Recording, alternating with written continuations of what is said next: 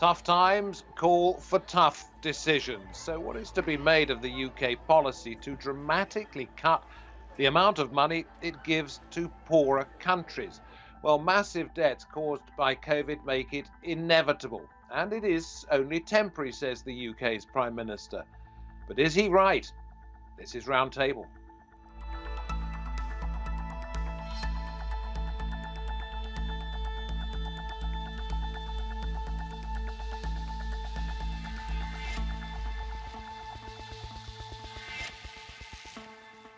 Welcome to the programme. I'm David Foster. So, how much harm is being done by these cuts to aid spending, both to the UK's interests and to those who won't be getting the money any longer? The UK government is planning to cut hundreds of millions of dollars in foreign aid to countries in conflict zones, according to a leaked report. The cuts include slashing the aid programmes in the Sahel region by 93%, Syria by 67%, and Somalia by 60%. The British government's already announced cuts to aid programmes in famine-threatened Yemen by 59%. More than 100 UK charities, including Oxfam and Save the Children, have condemned the UK government's decision to cut aid to Yemen. The Foreign Office has said the, quote, seismic impact of the pandemic on the UK economy has forced us to take tough decisions, including temporarily reducing the amount we spend on aid.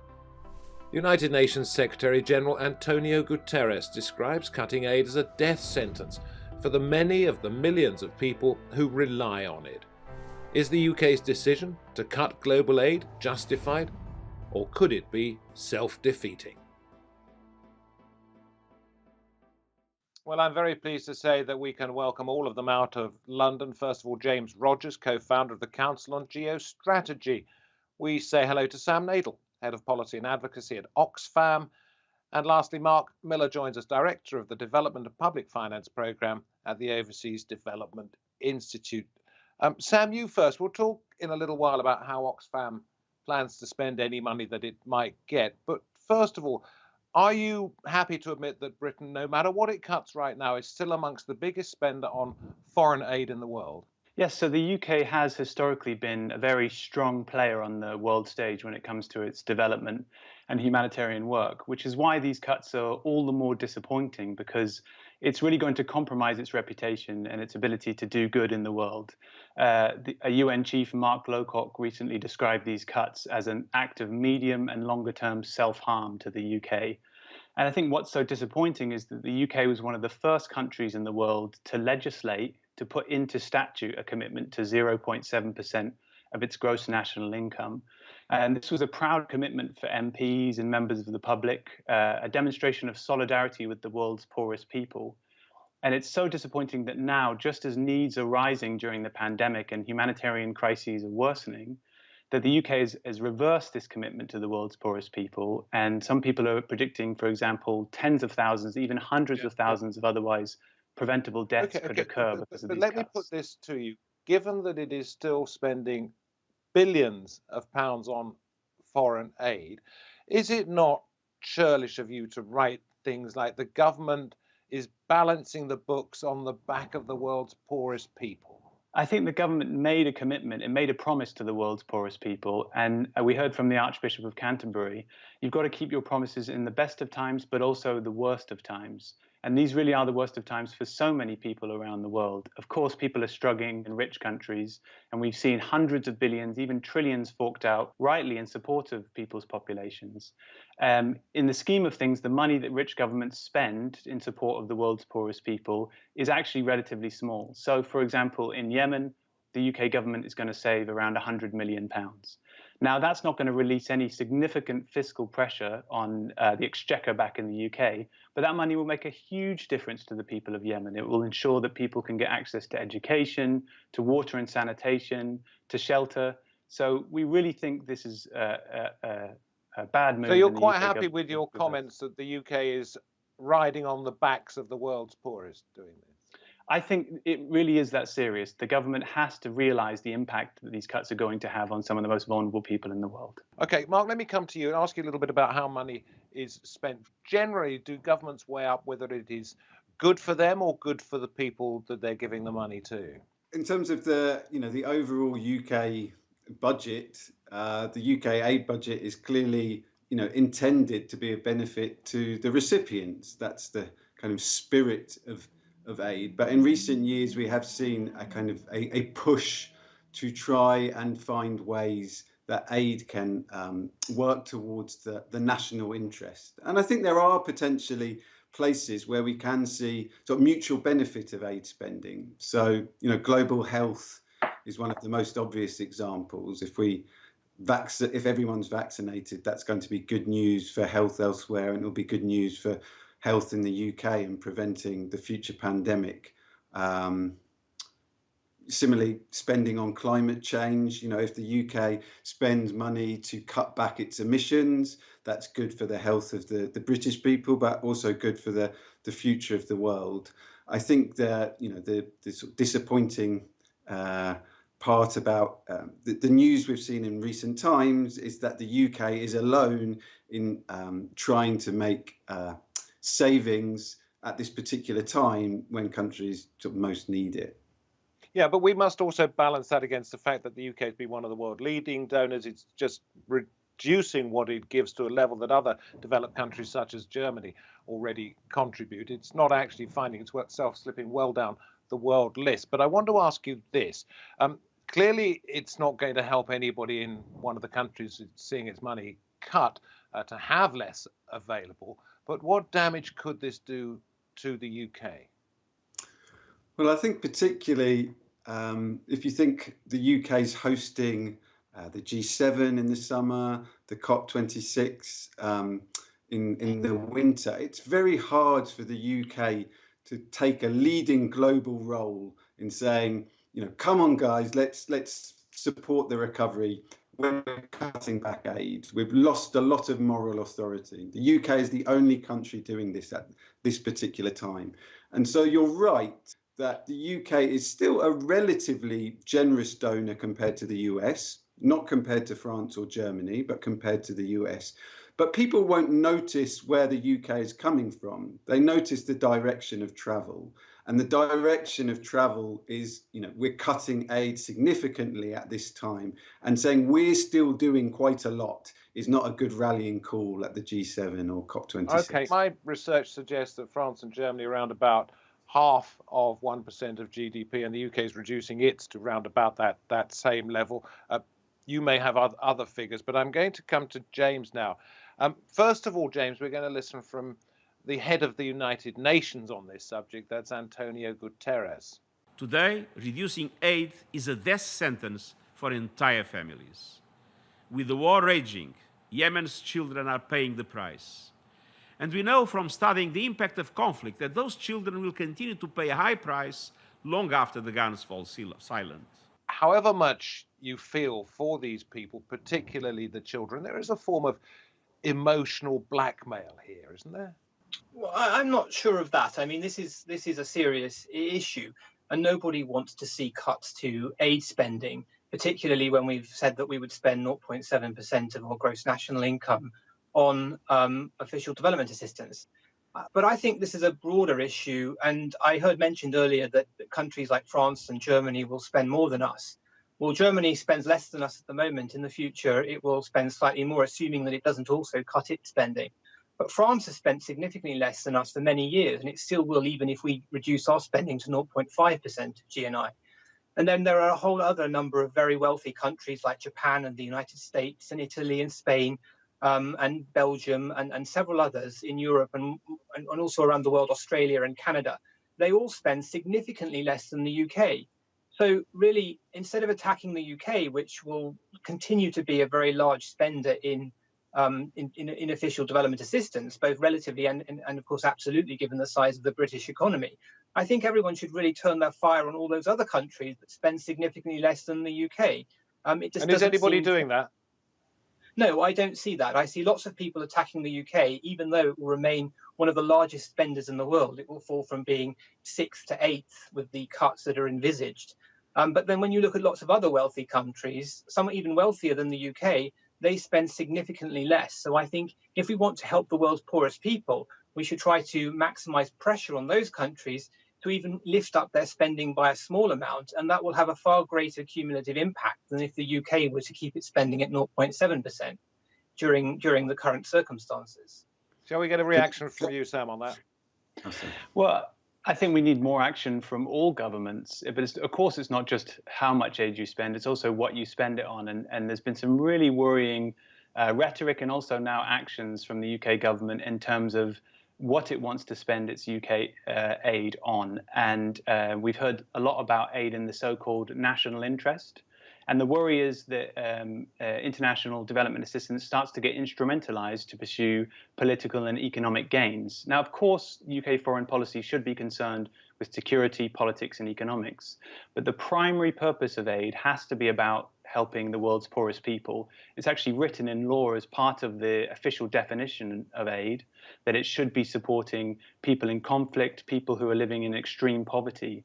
And the worry is that not just the volume of aid goes down, but its purpose completely changes. You see, but there's one thing, and I must put this to you as a representative of Oxfam. It sort of captures the public mood when some politicians suggest that the money isn't well spent, that organisations that take aid into these countries aren't doing a very good job. And the finger was pointed at Oxfam a number of years ago about alleged sexual harassment after the Haiti earthquake. And Oxfam's been suspended for 3 years from applying for UK aid. That ban has just been lifted. Do you understand why people are sceptical? I do understand, and while we welcome the opportunity to bid on UK aid funding, we have to say there is no place for perpetrators of abuse within Oxfam or the wider international development sector. So, but do you see why people are concerned?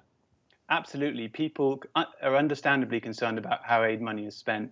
And while there's some really disappointing instances of people abusing their power in response to humanitarian crises and when they're doing aid work, the vast majority of aid workers are doing brilliant work. And I think it is a bit of a myth that most or even a significant proportion of aid is wasted. In fact, there's independent bodies and Parliament assess the quality of aid.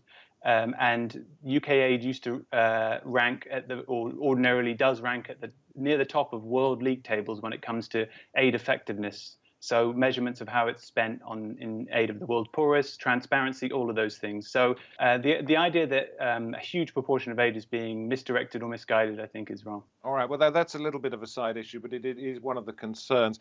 Mark, let me ask you this.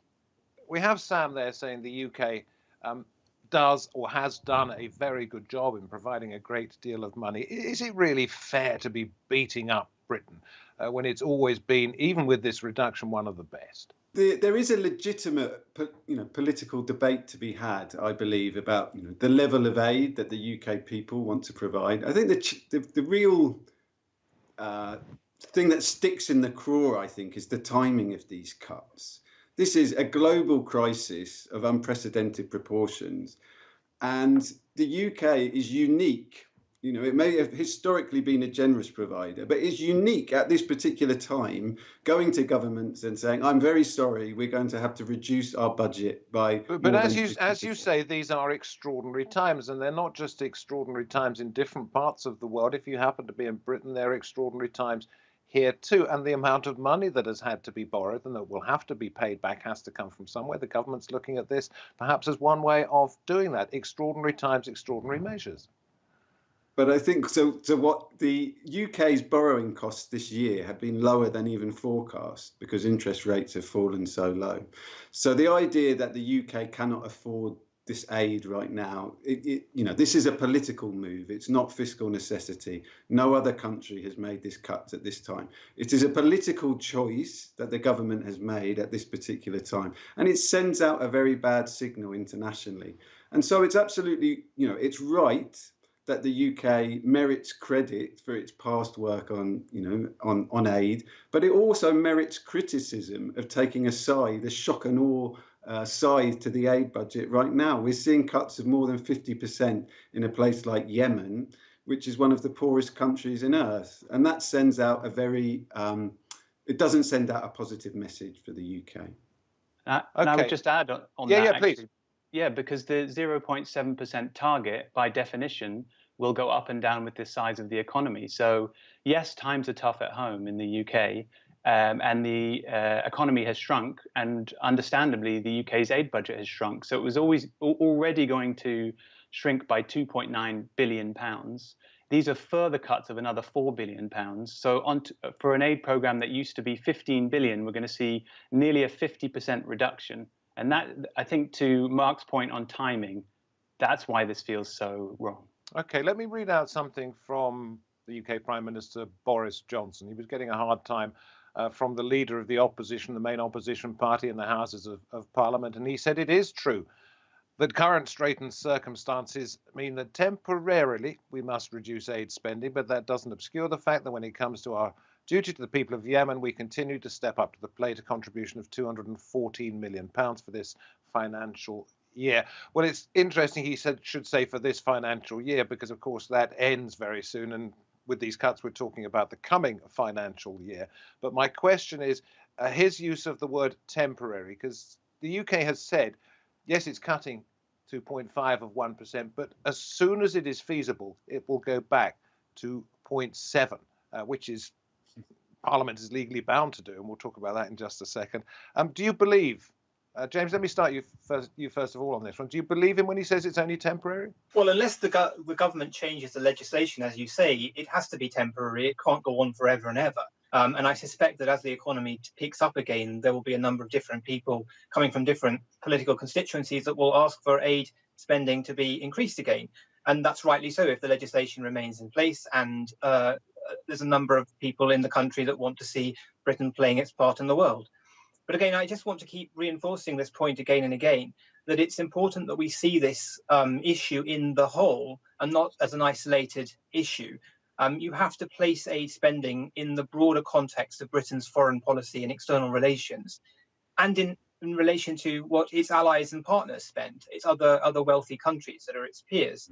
And I think that it would be much better for us to put focus on how we can collaborate with other wealthy countries to get them to spend more, rather than worrying about a relatively small reduction in our own spending when you compare it and contrast it with what they should be spending to match us. So even though the UK has reduced its spend, or it will reduce its spend significantly over the next year or so, those other countries will also likely do that even more, and they're starting from a much lower level.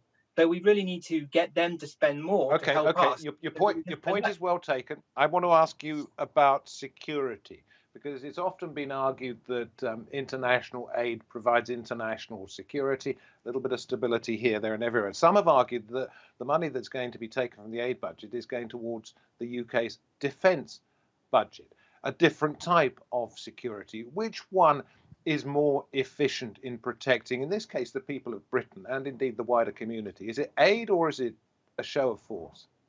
James, you first. I think it's like comparing apples and pears. You've got two different issues there. They sometimes intersect with one another, but the two different budgets are designed to do two different things. They're designed to deal with two different types of security. So the military budget is designed primarily to protect us from other powerful states that might seek harm to us. The international development budget, I mean, it's supplementary sort of reasoning. Its primary reasoning, of course, is altruistic, to improve the lives of the poorest people of the world, but it also has an added benefit that it can improve stability, improve development, reduce extremism, and have a number of different effects there. So they do two different things. The issue is whether or not we've got the balance right. And the issue is also, to go on from that, whether the balance is right within the international development budget. So if, for example, we are cutting, I would like to see the cuts occur in areas which are perhaps not as important, so that we can continue to spend the majority of the money on the world's poorest people, but in the most vulnerable areas, in the most volatile areas. So therefore, it would have the least effect in that particular regard. If we're cutting spending to the world's poorest people in the really insecure areas, some of the countries that you've just mentioned, then I think that would be a very the wrong course of action to take. If we're then spending money in relatively wealthier countries, which really don't need it quite so much. There is also an argument, and I don't know who wants to pick up on this one, that by giving overseas aid to countries, and let's pick Pakistan being one of them, you prevent other major powers getting a stronger foothold there, such as China, perhaps, or Russia. Equally, you stop China in one case, from muscling in on international politics, perhaps by sending an aircraft carrier to the South China Sea, as the UK is about to do. Mark, which is most effective? That's a tricky one. I mean, what we have seen, in the budget is that clearly the UK is placing greater emphasis on hard power by increasing its military budget, at the same time as it's reducing its aid budget. Now, they may have different purposes, but there is a clear shift in prioritisation by increasing the defence budget by about 4 billion per year, at the same time as announcing aid cuts of the equivalent. I mean, just on the point that James was making about protecting the poorest people, I just actually don't think that's feasible when you do the sums because of the size of the cuts. So if we think the aid budget was previously 15 billion, it's being reduced to 10 billion, and about half of that is already committed to things like the World Bank, to the EU, to commitments to host asylum seekers, to the World Health Organization. And so that you're actually cutting the discretionary bit from about 10 to 5 billion. And there is no way you cannot do that without hurting poor people. So just to kind of follow up on James's point. Sam, I want to ask you, in the context of the last few years and Oxfam, and you've spoken up for the fact that aid organizations can be very well run and can do a great deal of good. In Yemen, what would your purpose be if you were to apply for and get this money, which you are now allowed to be able to try to bank, if you like? So that's the type of emergency funding that's so urgent right now, whether that's providing cash transfers to communities, ensuring people get access to education, healthcare and water and sanitation facilities. But it's also peace building, because we need to make sure that as and when a peace deal is agreed, which we hope will happen really soon, that the peace that comes afterwards is equitable. And that means that women, underrepresented groups, refugees and others are able to have a seat at the table, and we're able to have the type of peace that will mean we won't see the terrible conflict and instability that we've seen in that country in recent years. And you can guarantee that if I give money to Oxfam and it goes into the international aid budget, these cash transfers to communities that you talk about will get to the right people?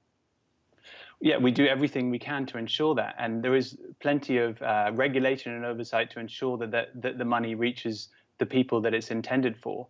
And I think the thing about cash transfers is it's a very useful tool, because it means that the communities that we're serving can actually make decisions about their own route out of poverty and decisions about their own life. And I think that is a criticism of international aid in recent years, is that it's been too directive and it's been too top down. The model has been about funneling money from the global north to the global south.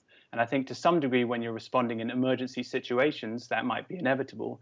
When we're talking about longer term development projects, the type of stuff where you help people rise out of poverty over the longer term, you need to be able to promote autonomy and allow people to make decisions for themselves. And that's the type of work that cash transfers enables.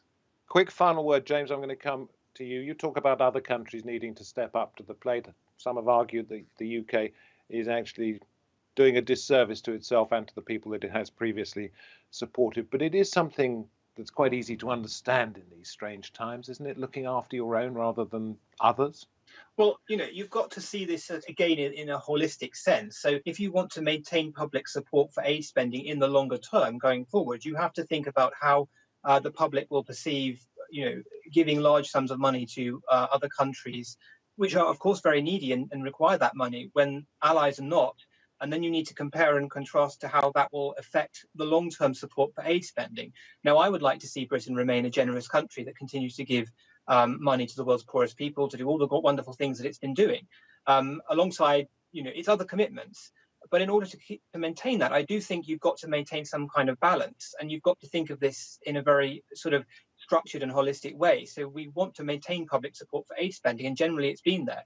So during this national emergency, I think there is some, I don't envy the government for having to make such sort of drastic moves in order to hopefully achieve that. Yeah, very difficult to put a price on reducing suffering, isn't it? Yes. Okay. Quick final word, if I may, from you, Sam. You will be applying for more money now that Oxfam's been given the all clear? Yes, we will.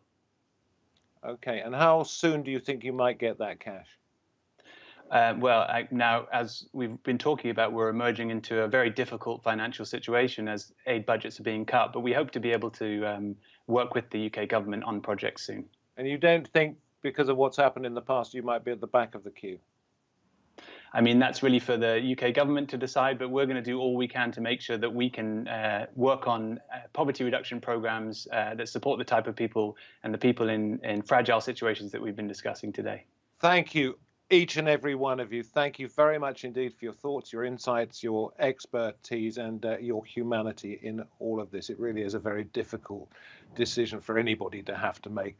Appreciate your time, and thank you, wherever you happen to be watching this edition of Roundtable, for sparing us the time. If you like what you've seen, you can get a great deal more on our YouTube channel. That's TRT World Roundtable YouTube. Until next time, from me, David Foster, and the team, goodbye.